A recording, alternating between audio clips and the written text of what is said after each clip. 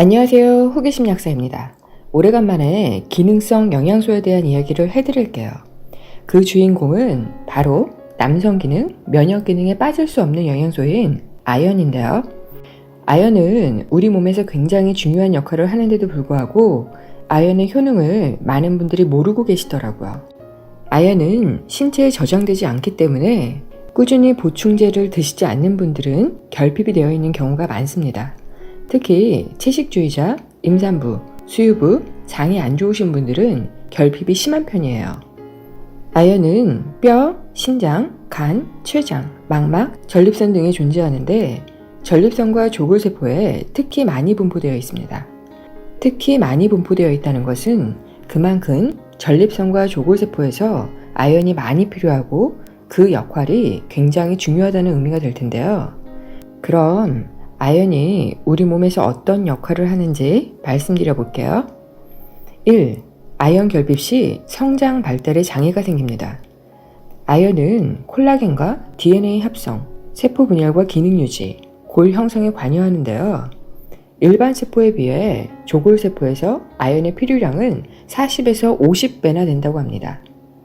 시트레이트에서 아이소시트레이트로 전환되는 과정을 아코니타즈가 촉매하는데 아코니타즈의 활성을 저해하는 것이 바로 아연입니다.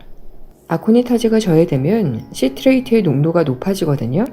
시트레이트, 즉 구연산은 뼈에서 시멘트와 같은 역할을 함으로써 뼈 강도를 높이는데요. 구연산 생산을 증가시키는 것이 아연입니다. 또 아연은 콜라겐의 합성을 돕는데 뼈를 구성하는 단백질 중 90% 이상이 콜라겐이거든요. 콜라겐 조직에 칼슘, 마그네슘, 인, 아연, 나트륨 등이 달라붙어 뼈가 만들어집니다. 조골세포에서 아연의 요구량이 높은 것은 아연이 뼈를 만드는데 그만큼 중요한 역할을 하기 때문이죠. 골다공증이 걱정되신다면 칼슘, 마그네슘만 드시지 마시고 반드시 아연도 기억하셔야 합니다. 2. 아연이 결핍되면 면역 기능이 떨어집니다. T세포와 NK셀의 기능이 떨어지며 생산이 감소하고 면역기관인 흉선이 퇴화하거든요. 아연은 별명이 참 많은데 그중 하나가 면역 미네랄입니다. 3. 아연이 부족하면 후각, 시각, 미각 등의 감각이 저하됩니다. 냄새에 지나치게 예민할 수도 있고 냄새를 못 맡게 되기도 합니다. 비타민 A가 로놉신으로 전환될 때에도 아연이 필요합니다. 로놉신은 빛을 감지하는 역할을 하는데 이게 부족하면 시력이 저하됩니다. 아연은 항산화 효소인 SOD의 활성을 높이고 황반 변성을 억제하는 효과가 있습니다. 4. 아연은 인슐린 생산에 중요한 역할을 합니다. 인슐린을 만드는 췌장의 베타세포의 기능을 유지해 인슐린을 생산하고 분비하는 데 도움을 줍니다. 5. 백혈구, 적혈구, 혈소판을 만들 때 필요한 원료입니다. 따라서 아연 결핍 시 지혈이 잘 안 될 뿐만 아니라 빈혈을 일으킬 수 있으며 면역 기능도 떨어지게 됩니다. 6. 남성 불임, 발기부전, 전립선 기능에 굉장히 중요합니다. 전립선에 아연이 정말 많이 분포하는데요. 건강한 성인 남성의 경우 전립선액에서 아연의 농도가 혈액에 비해 500에서 1000배나 높다고 합니다. 아연을 꾸준히 복용 시 요로 감염을 막아주고 정액과 정자 생산을 증가시키며 정자의 운동성을 향상시키고 남성 호르몬 수치를 증가시킵니다. 아연이 부족하면 정자 수도 감소할 뿐더러 정자가 손상된다고 합니다. 아연은 전립선암, 전립선 비대증, 전립선염에 꼭 필요한 성분입니다. 셀레늄도 정자와 전립선 건강에 있어 빼놓을 수가 없는데요. 남성 불임의 원인 중 하나가 셀레늄과 아연의 결핍입니다. 또 정액은 아연이 풍부해 알칼리성을 띠고 있는데요. 질의 산성을 중화시켜 정자가 잘 이동할 수 있도록 하고 오래 살 수 있는 환경을 만들어줌으로써 임신 확률을 높여줍니다. 7. 아연은 태아의 발달, 조산 예방, 모유 생성에 도움이 됩니다. 건강한 아이를 낳고자 한다면 임신 전부터 꼭 챙겨 드셔야 합니다.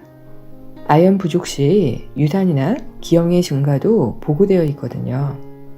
모유를 먹이는 엄마가 하루 15에서 30mg의 아연을 복용하면 아기의 성장 발달과 면역력에도 많은 도움이 되니 아기 낳고도 꼭 챙겨 드셔야 합니다. 8. 우울증, 기억력, 학습 기능, 불면증에도 영향을 끼칩니다. 실제 우울증 환자들은 체내 아연이 극도로 부족한 경우가 많다고 해요. 아연은 뇌 유래 신경영양 인자인 BDNF를 증가시켜 기억력과 학습 능력을 강화시킵니다. 기억, 학습, 기분과 관련된 해마와 멜라토닌을 생산하는 송가선에도 아연이 분포합니다. 이들의 기능 유지를 위해 아연이 꼭 필요합니다. 멜라토닌은 수면 호르몬인데요. 5-HTP가 세로토닌으로, 세로토닌에서 멜라토닌으로 전환이 잘 이루어져야 잠이 잘 오는데 아연이 이 과정을 촉매합니다. 아연이 부족하면 세로토닌이 결핍돼 우울증이 오기 쉽고 멜라토닌도 잘 만들어지지 않아 불면증이 생깁니다. 9. 아연 결핍 시 저산증이 생기고 식욕부진을 일으킵니다. 위산을 생산하기도 하고 세포 분열을 촉진해 위점막 재생을 도와 위점막을 강화시켜줍니다.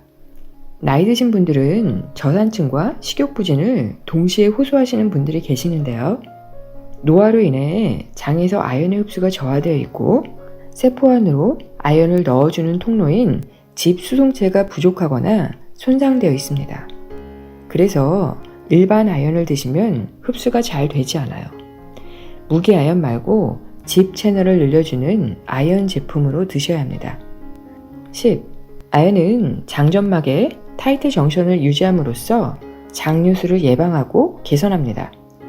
11. 아연은 뇌하수체에 신호를 보내 갑상선 자극 호르몬을 생산하게 합니다. 아연이 부족하면 T4에서 T3로 전환이 잘 이루어지지 않습니다. 이 과정에는 아연뿐만 아니라 셀레늄도 관여하는데요. 아연과 셀레늄이 같이 필요한 경우가 참 많습니다. 남성불임, 발기부전, 전립성, 갑상선 등의 문제가 있다면 아연과 셀레늄이 같이 들어있는 제품으로 선택하세요. 12. 아연 결핍 시 상처 회복이 늦어지고 손발톱이 잘 깨지며 손톱에 흰 반접이나 손 거스름이가 생기기도 합니다. 아연은 발진, 아토피, 여드름 등의 피부질환과 잇몸 질환, 염증 개선에 도움을 줍니다. 아연이 하는 일이 이 외에도 정말 많은데요. 그래서 결핍이 되지 않도록 매일 드시는 게 좋아요. 특히 남성분들은 여러모로 챙겨 드셔야겠죠?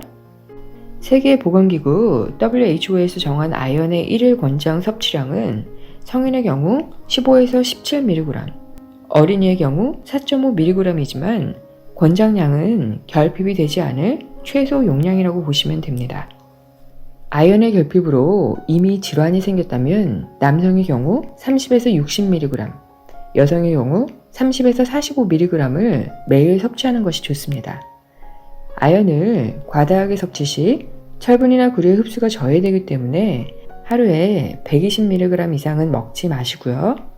하루 2g 이상 아연을 섭취하면 구리 결핍증을 유발한다고 하나 중독은 걱정하지 않으셔도 될 듯합니다. 그런데 아연을 먹어도 별 효과를 못 보는 분들이 꽤 있는데요. 이런 분들은 아연 통로가 적거나 망가져 있는 경우예요. 세포에 아연 통로가 많아야 아연이 잘 흡수될 텐데 쓸만한 아연 통로가 적으니 흡수가 잘 되지 않습니다. 이런 분들의 경우 일반적으로 시중에 널려있는 아연 제품 말고 반드시 아연 수송체를 들려 흡수율을 높인 제품으로 드셔야 합니다.